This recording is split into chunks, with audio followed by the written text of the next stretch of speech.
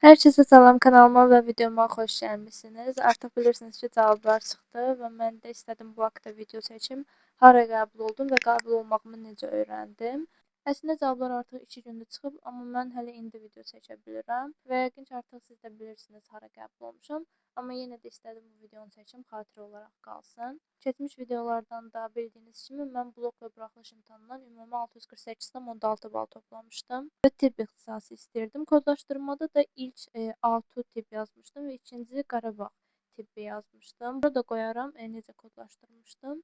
Bəs mən niyə Qarabağa getmədim? Bu haqda da biraz danışmaq istəyirəm. Çünki bu il demək olar ki, çox abituriyent Qarabağa gedir. Mən həkim olmaq istəyəndən bəri hər zaman A2-da tibb ixtisası üzrə təhsil almaq istəmişəm. Sizə nə qədər Qarabağ və A2 müqayisə videoları qabağıma çıxırdı hələ qəbul olmazdan əvvəl. Yəni Qarabağı çox tərifləyirdilər, görürdüm. Həqiqətən yəni çox da yaxşı bir universitetdir. Amma yəni dediyim kimi mənim hər zaman arzum A2-da tibb təhsili almaq olduğu üçün mən ilk öncə ixtisaslaşmada birinci A2 yazmışdım. Yəni ikinci Qarabağ yazmışdım. Yəni birdən A2-ya qəbul olmasam Qarabağın tibbini oxumaq üçün. Amma dediyim kimi, yəni hər zaman A2 olub mənim istəyim. Seçməməyimin səbəbindən biri də biraz uzaq olmasıdır. Yəni Qarabağ sanki xaricə gedirmişsən kimidir və biraz ailəmdən ayrı qalmaq çətin olduğu üçün çox da Qarabağı istəmirdim. Amma aranızdan yenə də Qarabağa getmək istəyən varsa, əlbəttə gedə bilərsiniz. Çox yaxşı universitetdə, tibb ixtisasında çox yaxşı tədris olunur, yəni gedə bilərsiniz. Sadəcə mənim hər zaman seçimim bura olduğu üçün ilk buranı yazmışdım və burada qəbul oldum. Bu il A2-da tibb 638,5 oldu. Mən də 648,6 balla A2 tibb tədris Azərbaycan dilində dövlət sifarişli ixtisasa qəbul oldum. İndi isə istəyirəm qəbul olduğumu necə öyrəndim, bu haqda danışım. Biz əslində cavabların çıxacağı günü zaten bilirdik. Birinci gün 24 avqust deyilmişdi. Ona görə cavabların çıxmasını səhərdən gözləyirdik. Amma saat neçədə çıxacaqdı, tam bu haqda məlumatımız olmadığı üçün dəqiq bilmirdik. Cavabların çıxmasını düzün desəm, biz təhsil portalından öyrəndik. WhatsApp-da hər hansı bir təhsil portalında var idi, yəni WhatsApp qrupunda və ora cavablar çıxmazdan əvvəl yazıldı ki, xeyli az vaxt qalıb. Yəni biz də düzün desək bunu başa düşmədik. Yəni 1 saat mı qalıb, yoxsa 10 dəqiqə mi qalıb? Tez həyəcanlandıq, amma o mesajdan hardasa 1 saat sonra çıxdı cavablar və ilk cavablar çıxmağını mama öyrəndi. Elə bil mama o WhatsApp qrupunda var idi və ora mesaj gələndə dedi ki, cavablar çıxıb və mən də tez Dimin Instagram səhifəsinə girdim və heç bir paylaşım etməmişdi. Yəni heç bir post yox idi və mən o an düşündüm ki, bəlkə yalandır, yəni səhv məlumatdır. Ona görə tez həyəcana qapılmadım. Dedim ki, gözləyək Dim paylaşsın. Amma həmin vaxt yəni cavablar çıxıbmış. Sadəcə Instagramda paylaşmamışdı Dim. Və biz də tez birinci sayta girməyə çalışdıq linkdən və mən əvvəlcədən 77-27 mesaj göndərmişdim.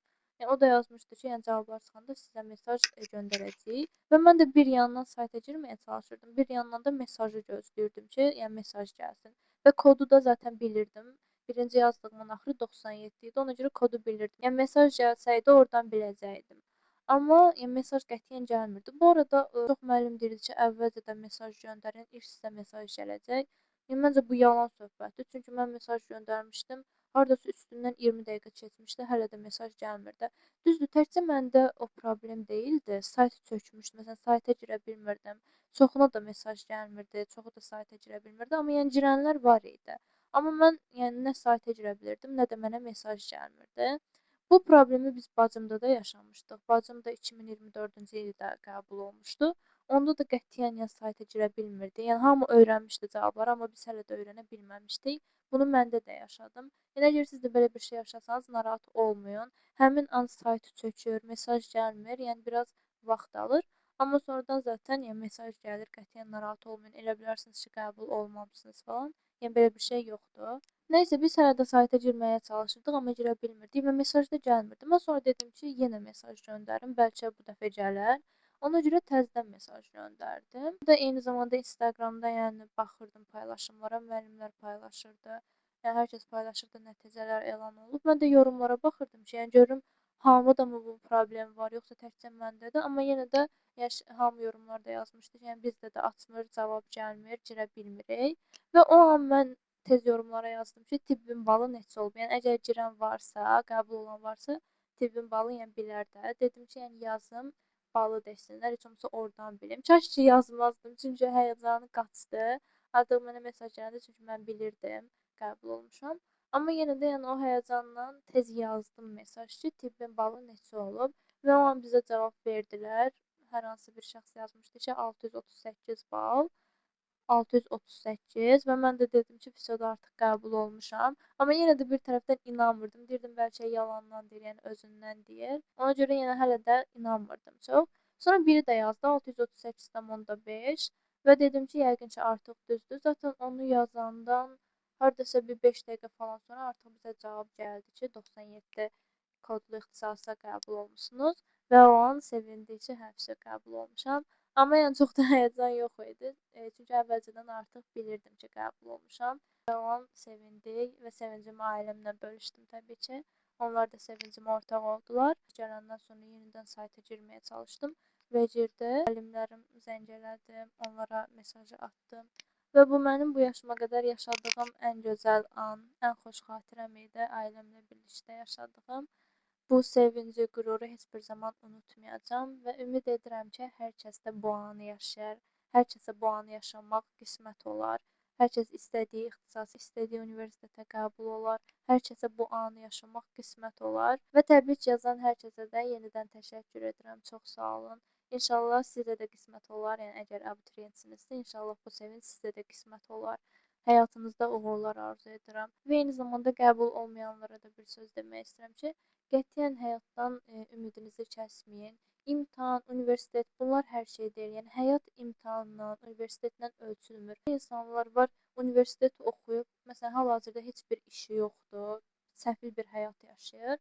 Amma elə insan da var ki, universitet oxumayıb, amma hal-hazırda yəni bəlkə də milyonerdir, milyarderdir. O qədər gözəl həyat yaşayır ki, yəni hər şey imtahan, universitet bunlardan ibarət deyil. Yəni bu il olmadı, gələn il olar inşallah. Qətiyyən yəni ümidinizi kəsməyin və bunu fikirləşin ki, siz qəbul olmadınız, ola bilər. Amma siz yəni əlinizdən gələni etmisiniz. Yəni heç nə oxumasanız, qəbul olmasanız, yəni deyirsiniz ki, hə də, yəni mən buna layiq deyildim. Heç bir əziyyət çəkmədim və heç bir yerdə qəbul olmadım, çünki mən buna layiq deyildim. Amma əgər oxumusunuz, əziyyət çəkmisinizsə, yəni dönüb deyin ki, mən əlimdən gələni etdim, amma olmadı. Yəni belə qismət imiş. Ona görə qətiyyən narahat olmayın, qətiyyən pis olmayın. Həyatda hər şey ola bilər. Bu il olmadı, inşallah gələn il olar. Video bu qədər idi. Ümid edirəm xoşunuza gələr. Bu videonu da çəkməyimdə məqsədim, yenə dediyim kimi, xatirə olsun istədim, xatirə olaraq qalsın. Düzdür, paylaşım etmişdim bu haqda, qəbul olduğum haqda. Amma yenə də istədim bu videonu da çəkim, xatirə olaraq qalsın. Digər videolarda görüşənədək sağ olun.